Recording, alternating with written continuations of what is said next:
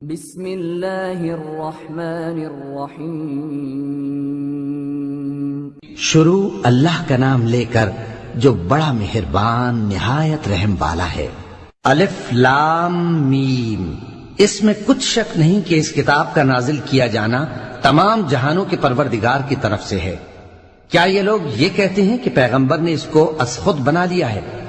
نہیں، بلکہ وہ تمہارے پروردگار کی طرف سے برحق ہے، تاکہ تم ان لوگوں کو ہدایت کرو جن کے پاس تم سے پہلے کوئی ہدایت کرنے والا نہیں آیا، تاکہ یہ رستے پر چلیں۔ اللہ ہی تو ہے جس نے آسمانوں اور زمین کو اور جو چیزیں ان دونوں میں ہیں سب کو 6 دن میں پیدا کیا، پھر عرش پر جلوہ افروز ہوا۔ اس کے سوا تمہارا نہ کوئی دوست ہے اور نہ سفارش کرنے والا۔ کیا تم نصیحت حاصل نہیں کرتے؟ وہی آسمان سے زمین تک کے ہر کام کا انتظام کرتا ہے، پھر ہر کام ایک روز جس کی مقدار تمہارے شمار کے مطابق 1000 برس ہوگی اس کی طرف رجوع کرے گا۔ اسی شان کا ہے وہ خالق جو پوشیدہ اور ظاہر کا جاننے والا ہے، غالب ہے، بڑا مہربان ہے۔ وہی جس نے ہر چیز کو بہت اچھی طرح بنایا، یعنی اس کو پیدا کیا اور انسان کی پیدائش کو مٹی سے شروع کیا، پھر اس کی نسل ایک قسم کے خلاصے سے یعنی حقیر پانی سے بنائی، پھر اس کو درست کیا، پھر اس میں اپنی طرف سے روح پھونکی اور تمہارے کان اور آنکھیں اور دل بنائے، مگر تم بہت کم شکر کرتے ہو۔ اور کہنے لگے کہ جب ہم زمین میں ملیا میٹ ہو جائیں گے تو کیا اثر نو پیدا ہوں گے؟ حقیقت یہ ہے کہ یہ لوگ اپنے پروردگار کے سامنے جانے ہی کے قائل نہیں۔ کہہ دو کہ موت کا فرشتہ جو تم پر مقرر کیا گیا ہے تمہاری روحیں قبض کر لیتا ہے، پھر تم اپنے پروردگار کی طرف لوٹائے جاؤ گے، اور تم تعجب کرو جب دیکھو کہ گناہگار اپنے پروردگار کے سامنے سر جھکائے ہوں گے اور کہیں گے کہ اے ہمارے پروردگار، ہم نے دیکھ لیا اور سن لیا، تو ہم کو دنیا میں واپس بھیج دے کہ نیک عمل کریں، بے شک ہم یقین کرنے والے ہیں۔ اور اگر ہم چاہتے تو ہر شخص کو ہدایت دے دیتے، لیکن میری طرف سے یہ بات قرار پا چکی ہے کہ میں دوزخ کو جنوں اور انسانوں سب سے بھر دوں گا۔ سو اب آگ کے مزے چکھو، اس لیے کہ تم نے اس دن کے آنے کو بھلا رکھا تھا۔ آج ہم نے بھی تمہیں بھلا دیا ہے، اور جو کام تم کرتے تھے ان کی سزا میں ہمیشہ کے عذاب کے مزے چکتے رہو۔ ہماری آیتوں پر تو وہی لوگ ایمان لاتے ہیں کہ جب ان کو ان کے ذریعے نصیحت کی جاتی ہے تو سجدے میں گر پڑتے اور اپنے پروردگار کی تعریف کے ساتھ تسبیح کرتے ہیں اور غرور نہیں کرتے۔ چونکہ آیت سجدہ تلاوت کی گئی ہے لہذا سامعین پر سجدہ واجب ہے۔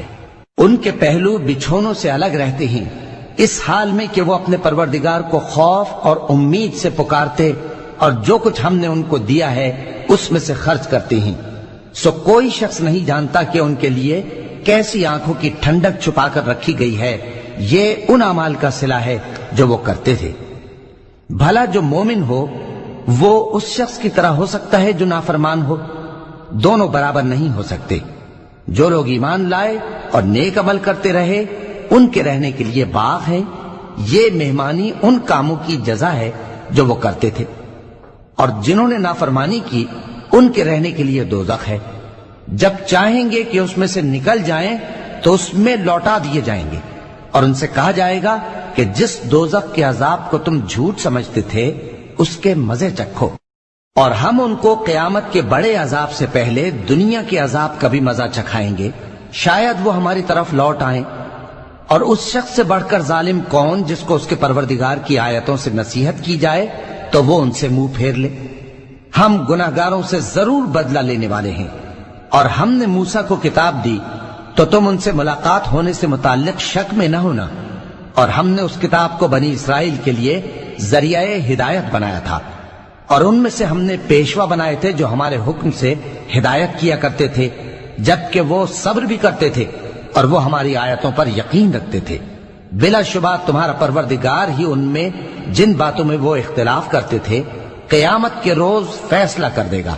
کیا ان کو اس امر سے ہدایت نہ ہوئی کہ ہم نے ان سے پہلے بہت سی امتوں کو جن کے رہنے کے مقامات میں یہ لوگ چلتے پھرتے ہیں ہلاک کر دیا؟ بے شک اس میں نشانیاں ہیں، تو یہ سنتے کیوں نہیں؟ کیا انہوں نے نہیں دیکھا کہ ہم بنجر زمین کی طرف پانی رواں کرتے ہیں، پھر اس سے کھیتی پیدا کرتے ہیں، جس میں سے ان کے چوپائے بھی کھاتے ہیں اور یہ خود بھی کھاتے ہیں، تو یہ دیکھتے کیوں نہیں؟ اور کہتے ہیں اگر تم سچے ہو تو یہ فیصلہ کب ہوگا؟ کہہ دو کہ فیصلے کے دن کافروں کو ان کا ایمان لانا کچھ بھی فائدہ نہ دے گا اور نہ ان کو مہلت دی جائے گی، تو ان سے منہ پھیر لو اور انتظار کرو، یہ بھی انتظار کر رہے ہیں۔ صدق اللہ العظیم۔